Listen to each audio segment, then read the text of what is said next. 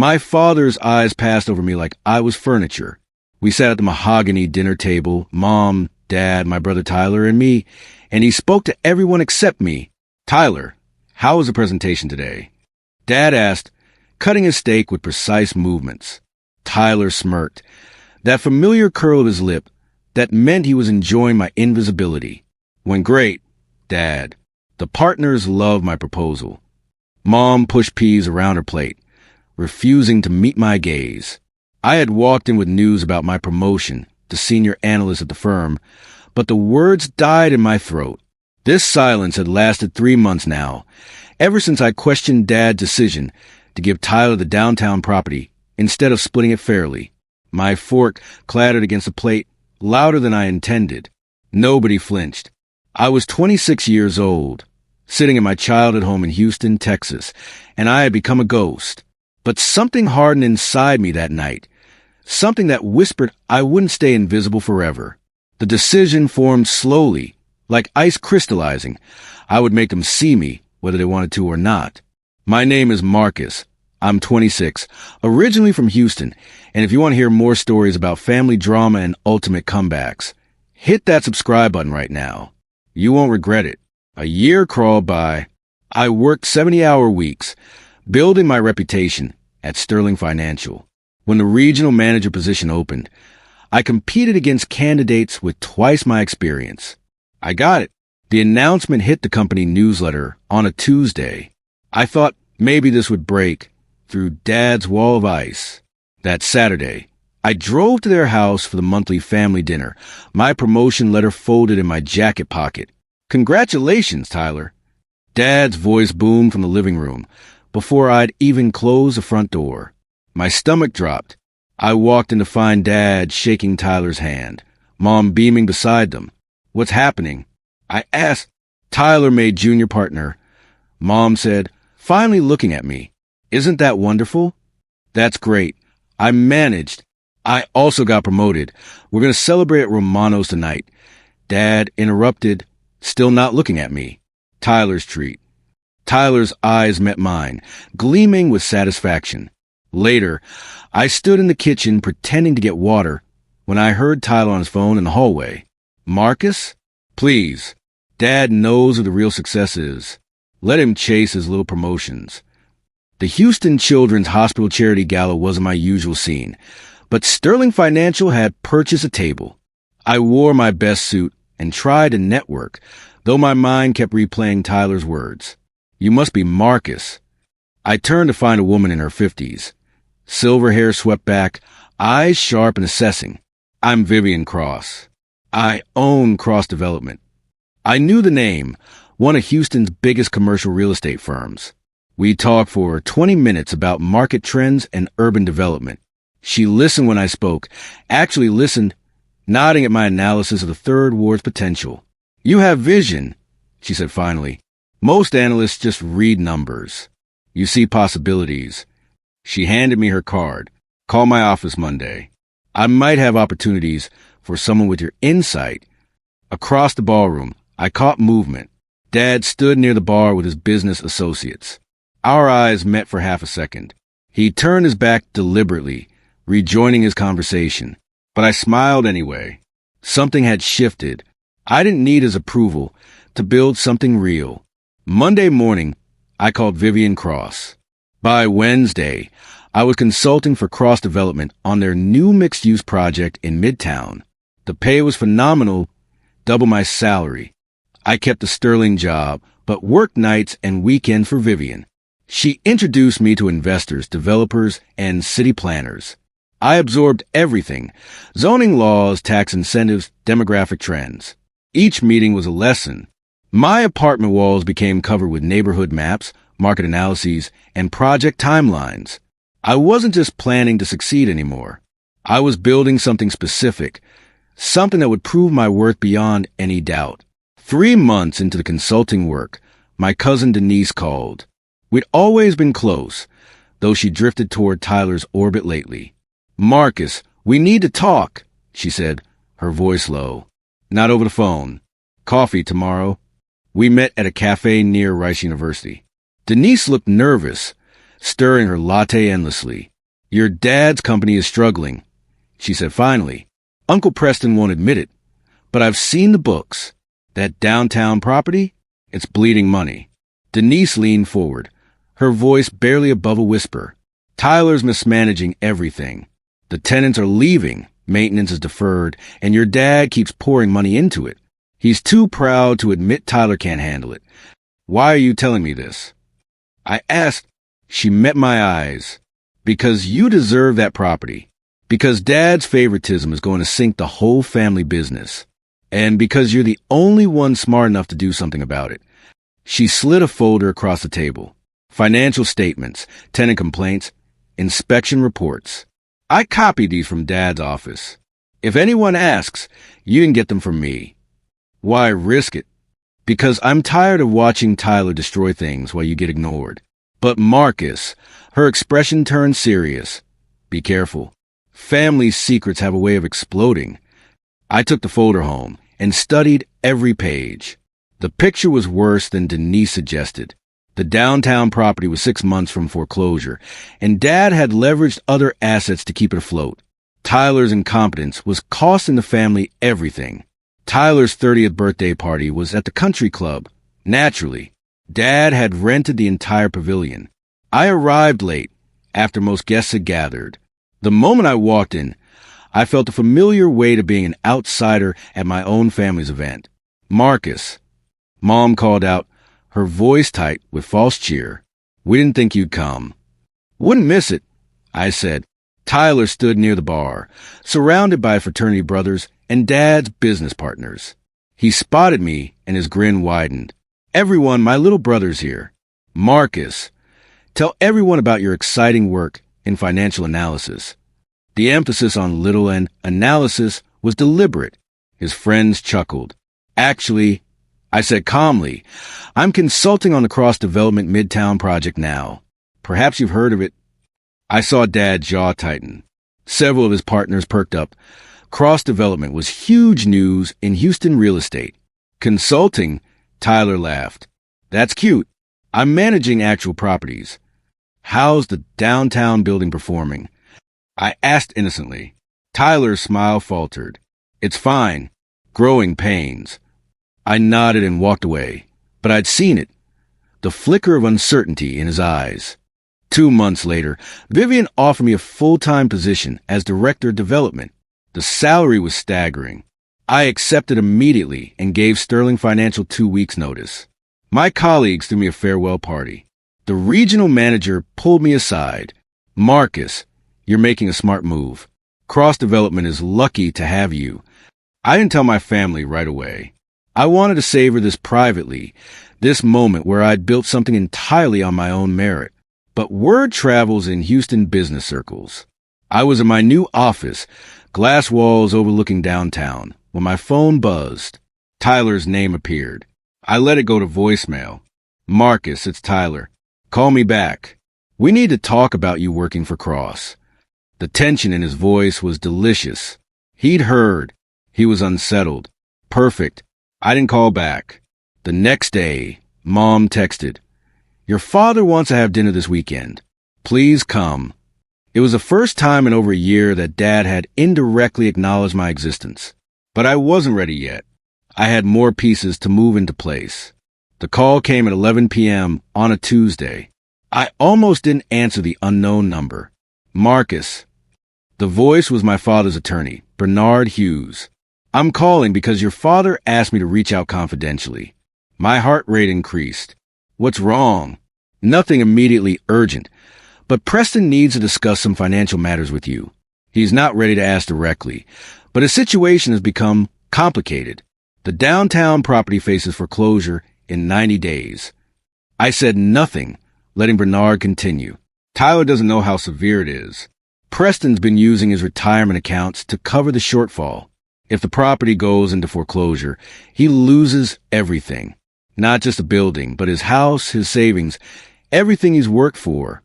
Why are you telling me this? Because Preston mentioned you're working with Cross Development now. Because despite everything, I think he knows you're the smart one. And because I've watched this family eat itself alive for years, and I'm tired of it. After we hung up, I sat in the dark, thinking.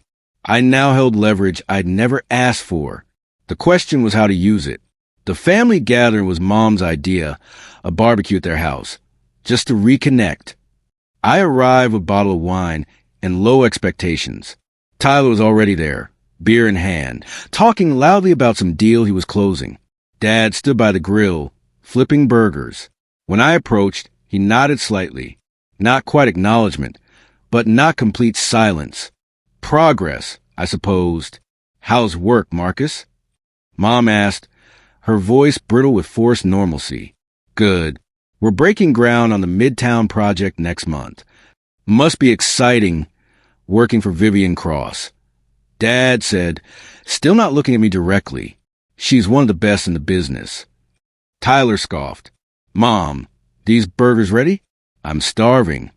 Throughout dinner, I watched the dynamics. Dad's movements were tighter, more controlled than usual.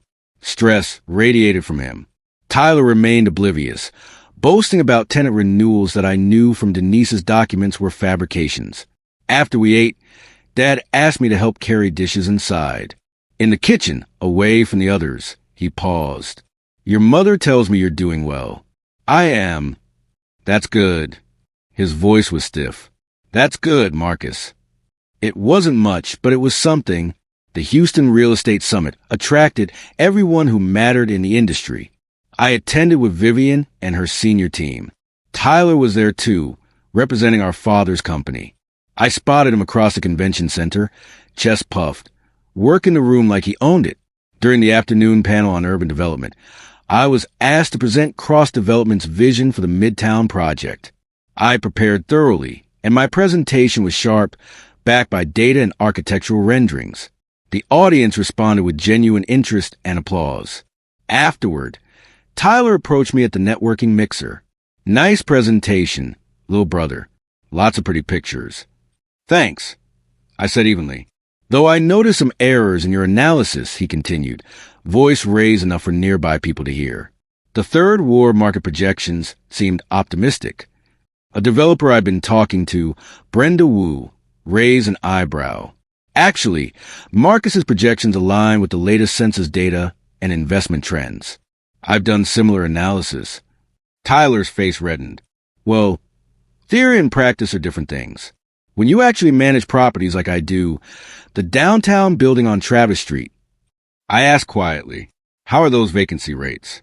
His mouth opened, closed. Someone nearby who knew about the property's struggles coughed to hide a laugh. Tyler walked away without another word. Over the following weeks, I made sure my successes were visible but never boastful. I focused on competence, on being professional and capable in every interaction. When family friends asked about my work, I gave measured, intelligent responses. When Dad's business associates saw me at industry events, I was polite, sharp, prepared. The narrative was shifting without my having to force it. I wasn't the overlooked son anymore. I was the successful one they hadn't noticed rising. At a family dinner in October, Mom mentioned her book club friend had seen me quoted in the Houston Chronicle about mixed-use development trends. That must have been exciting, she said. It was a good opportunity to discuss the project. I replied. I caught Dad watching me, something unreadable in his expression. Later, I overheard him on the phone in his study. The door was cracked, and his voice carried. No, I'm telling you, the boy is making smart moves. Vivian Cross doesn't hire idiots. He stopped when he realized I could hear. He was beginning to question his own judgment and wonder why he dismissed me for so long. Tyler, meanwhile, grew more defensive at every gathering, trying harder to assert his importance, which only made his insecurity more obvious. Thanksgiving brought family secrets to light. The whole extended family gathered, aunts, uncles, cousins. I was helping Mom in the kitchen when her sister, my Aunt Brenda, pulled me aside. Your father told me about the downtown property situation, she said quietly. I assume you know?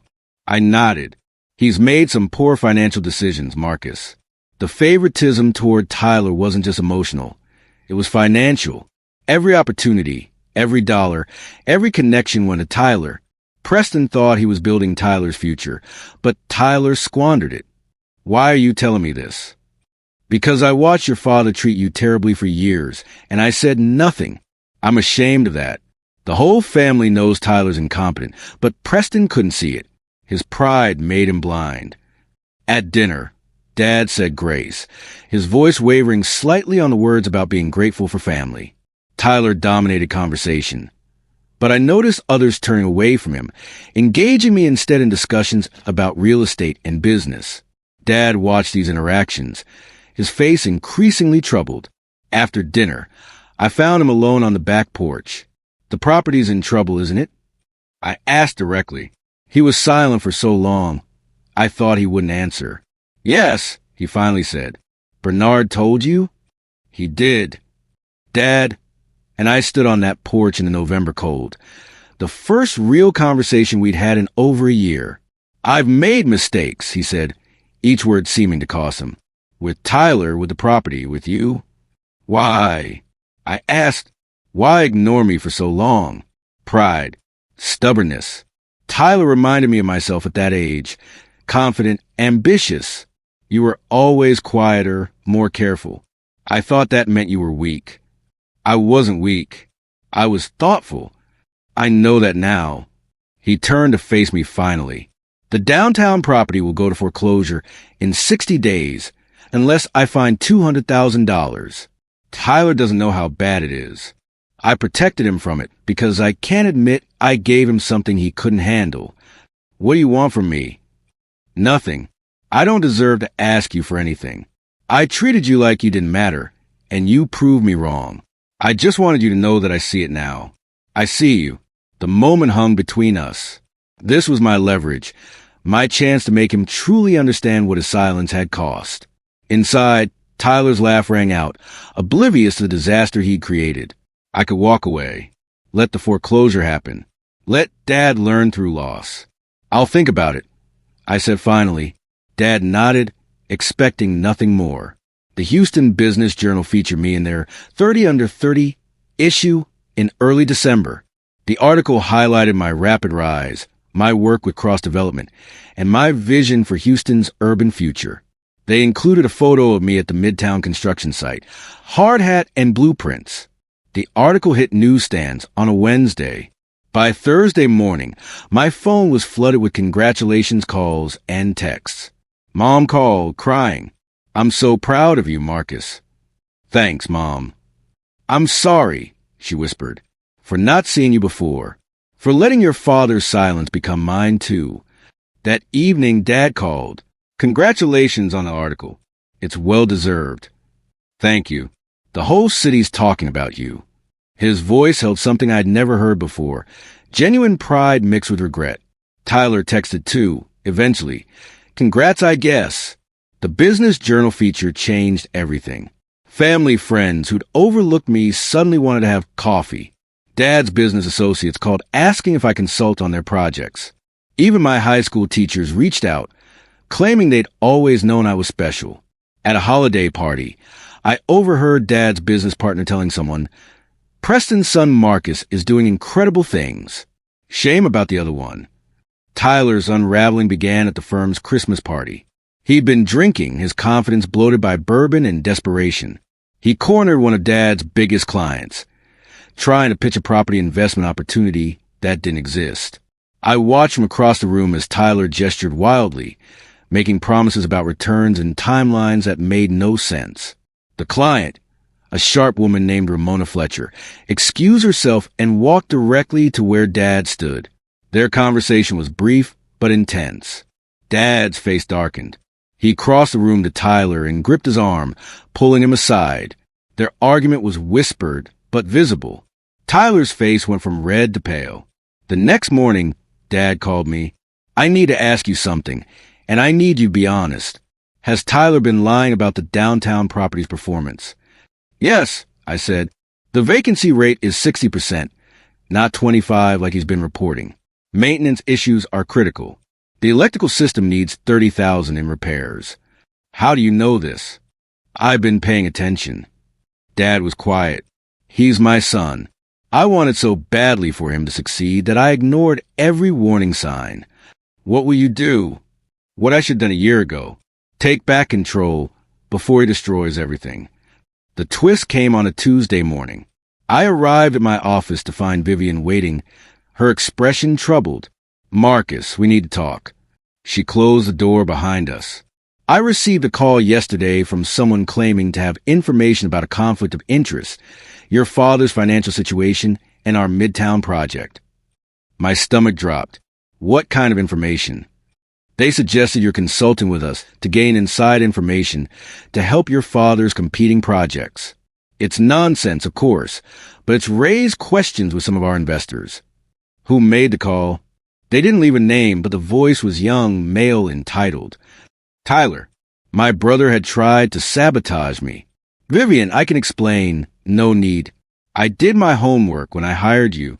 I know about your father's company and its struggles. I know you've maintained ethical boundaries, but this accusation creates optics problems." She leaned back. "Here's what's going to happen. You're going to provide documentation proving no conflict exists. Every communication, every wall you've maintained between personal and professional. Can you do that?" "Absolutely." "Good. Because, Marcus, you're too valuable to lose over your brother's jealousy." I spent the next week compiling evidence, but Tyler's attempt shook me. He was more desperate and dangerous than I'd realized. My response to Tyler's sabotage attempt was revenge. It was systematic truth-telling. I documented everything. Timelines showing I'd been hired by Cross Development before Dad's property troubles became known to me. Communications proving I'd refused to discuss any Cross Development plans with family. Testimonials from colleagues about my ethical conduct. I presented this to Vivian and her board. They exonerated me completely and issued a statement praising my integrity. But I also did something else. I gave Denise permission to share the financial documents she copied with Dad, the ones showing Tyler's mismanagement. Dad needed to see the evidence in black and white. 3 days later, Dad called a family meeting. I arrived to find Tyler already there, defensive.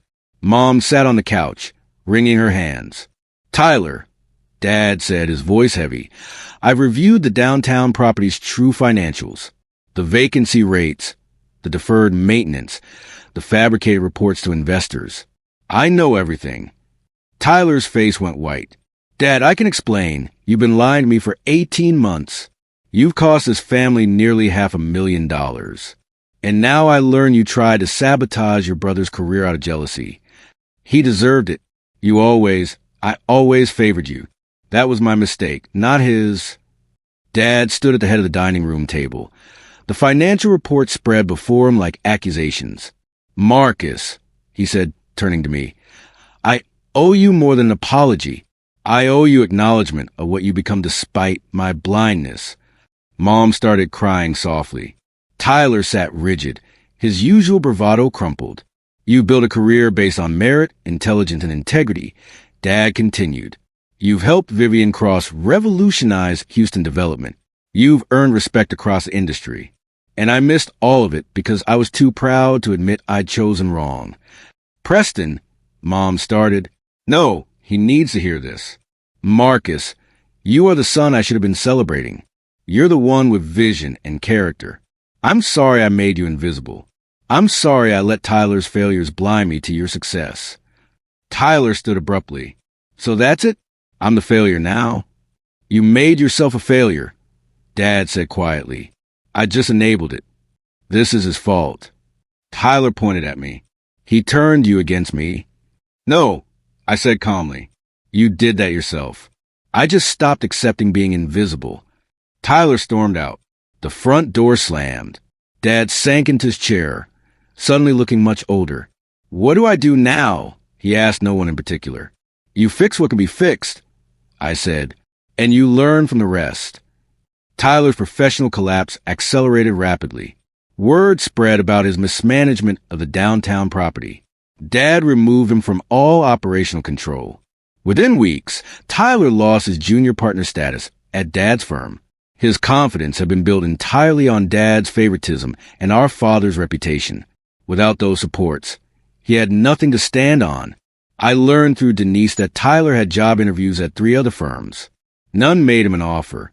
His reputation preceded him. At a family dinner in January, Tyler showed up late, disheveled. The smirk was gone. He barely spoke, pushing food around his plate. When he did talk, it was without the usual boasting, just quiet, almost mechanical responses to direct questions. I felt no satisfaction watching his downfall, just a strange emptiness. This was the brother I'd grown up with, despite everything. Tyler's moving to his apartment. Mom told me privately. He can't afford the downtown condo anymore. That night, Tyler approached me as I was leaving. "I'm sorry," he said abruptly. "For the sabotage attempt, for the mockery, for all of it. I was jealous. You were always smarter, more capable. I knew it and it terrified me. Why didn't you just try harder?" Because Dad made it easy not to. Every failure was excused. Every success was magnified. I never learned to actually work for anything. The emotional confrontation I've been avoiding came on a Sunday afternoon in February. I arrived at my parents' house to find everyone there. Mom, Dad, Tyler, even Denise. "We need to talk, all of us," Dad said. "Really talk, not just surface conversations." We sat in the living room, the space heavy with years of unspoken resentment. Dad spoke first, his voice rough. "I created this disaster. I favored Tyler because I saw myself in him, and I ignored Marcus because his quiet competence reminded me of my own father, who I'd spent my life trying to prove wrong. I repeated the cycle I hated." Mom twisted her hands. I went along with it. I knew it was wrong, but I didn't want to fight Preston. I convinced myself Marcus was fine because he never complained. That was cowardly. Tyler stared at the floor. I knew what was happening. I used it. Every time Dad praised me and ignored Marcus, I felt powerful. I'm ashamed of that now, but it's true. Everyone looked at me. "You all hurt me," I said, surprised by how steady my voice was. For years, I thought something was wrong with me. I work harder, achieve more, trying to earn what Tyler got for free. But you were never going to see me because you decided who mattered. "The downtown property is 3 weeks from foreclosure," Dad said, the admission clearly painful. "I've exhausted every option, every loan, every favor. I'm going to lose it and possibly the house too." I'd known this moment was coming. I'd prepared for it. "I can help," I said. The room went silent. Vivian Cross has been looking for acquisition opportunities. The downtown property, with proper management and capital investment, has potential. I could broker a deal where Cross Development purchases it, saving you from foreclosure. Dad stared at me. "Why would you help me after everything?" "Because despite everything, you're still my father. Because Mom doesn't deserve to lose her home over your mistakes. And because the property actually is valuable with the right vision." What would this deal look like? Cross Development buys the property at a fair market price. Less than you paid, but enough to clear the debt and save your other assets. You walk away clean. I oversee the renovation and repositioning of the property. Tyler looked up sharply. "And what do you get?" "Professional success in saving a troubled project, and the satisfaction of doing the right thing." Dad's eyes glistened. "That's more than I deserve." "Probably, but it's what I'm offering anyway." The deal took 2 weeks to structure. Vivian was skeptical until she saw my analysis of the property's potential. Once she understood the vision, she was in. The closing happened on a gray March morning. Dad signed the papers transferring the downtown property to Cross Development, his hand shaking slightly. When the final signature was complete, Bernard Hughes announced, "All debts related to this property are now satisfied. Preston, you're clear." Dad sat back, exhaling deeply, perhaps the first real breath he'd taken in months. Tyler attended the closing but said nothing, his presence more symbolic than necessary. Afterward, I found him in the parking garage. "Thank you," he said. "I know this saved the family. It saved Dad and Mom. And me by extension. I know I didn't earn it." I studied my brother, seeing him clearly for perhaps the first time. Not the arrogant favorite, but just a person who'd been enabled into incompetence. "Tyler, you're 30 years old. You have time to become something real, but only if you actually try." "I know. I'm interviewing for an entry-level position at a property management company. No nepotism, just me proving I can learn. Good. He extended his hand. After a moment, I shook it. It wasn't forgiveness exactly, but it was a beginning. Later, Dad invited me to lunch, just the two of us, at a quiet restaurant downtown. He said, "You orchestrated this whole thing, didn't you? The career, the connections, the rescue. You planned it all." "Not exactly. I just worked hard and stayed ready for opportunities. You're a better man than me." The property's transformation began immediately. Cross Development invested $2 million in renovations, new electrical, updated HVAC, modern finishes. I managed every detail, from architect selections to tenant recruitment. My vision was clear. Convert the struggling office building into mixed-use space with ground-floor retail, second-floor co-working, and upper-floor residential lofts. The project attracted media attention. The Houston Chronicle did a feature. Cross Development reimagines downtown space under direction of Marcus Webb. My last name in print, my vision realized. 6 months later, the property was 90% leased. Coffee shops, boutiques, and tech startups filled the retail spaces. Creative professionals loved the co-working floors. The residential lofts had a waiting list. At the grand reopening, Dad attended with Mom. He stood in the renovated lobby, looking around in wonder. "This is what it could have been," he said quietly. "This is what you saw that we didn't. It just needed the right approach." "No," he shook his head. "It needed you." The relationship with my family wasn't perfect. Years of hurt don't heal instantly. But there was respect now, acknowledgement. Tyler was rebuilding his career slowly, actually learning his profession. Mom called weekly, asking about my life, not just waiting to talk about Tyler. Dad and I had coffee monthly, talking about business and life. By summer, the dynamics had fundamentally shifted. Family gatherings no longer felt like exercises in proving my worth. I was simply accepted, respected, included. When Dad's business partners visited, he introduced me with pride. My son Marcus, Director of Development at Cross Development. Tyler and I weren't close, but we were civil.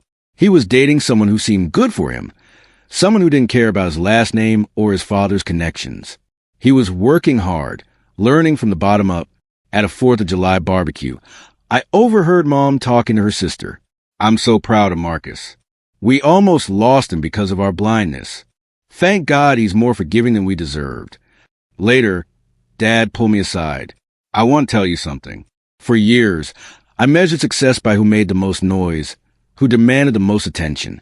I confused confidence with competence. You were succeeding quietly, and I mistook that for failure. The irony is, you were becoming exactly what I claimed to value. Independent, capable, strong. I just couldn't see it." "You see it now," I said. "That's what matters." Does it make up for the years of silence? No, but it's a start. We stood together watching fireworks paint the Houston sky. Father and son, finally on the same side. That night, I realized something. I'd won, not through revenge or cruelty, but through simply becoming undeniably successful. The complete vindication came at the Houston Real Estate Excellence Awards in November.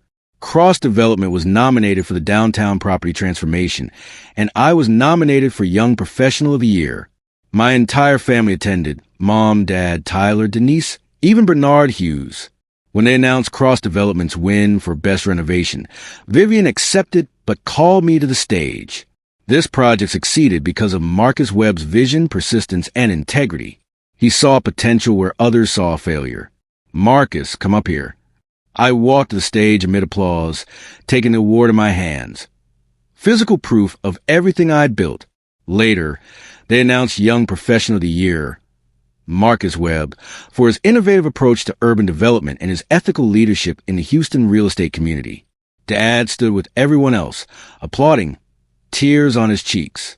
This man who'd refused to speak to me, who'd made me invisible for years, was crying with pride. In my acceptance speech, I thank Vivian, my colleagues, and my family, especially my parents, who taught me that success isn't given. It's earned through work, integrity, and perseverance. It was generous, perhaps more than they deserved. But I'd learned that holding on to bitterness only poisons yourself. After the ceremony, Dad embraced me in the parking lot. I'm sorry for the years I wasted. I'm proud of who you become, and I'm grateful you let me back in to witness it. Me too, Dad. The story could have ended in bitterness, with a family destroyed by favoritism and pride. Instead, it ended with understanding, growth, and hard-won respect. I'd proven my worth not by tearing others down, but by building something undeniable. The phone call that changed everything wasn't Tyler's attempted sabotage. It was Bernard's call that revealed the family's vulnerability and gave me the choice: help or walk away. I chose help on my terms, and that choice transformed us all. Standing in that parking lot under Houston's stars, award in hand, family around me, I realized something. I'd spent years trying to be seen, and now that it felt exactly how I'd imagined, like coming home.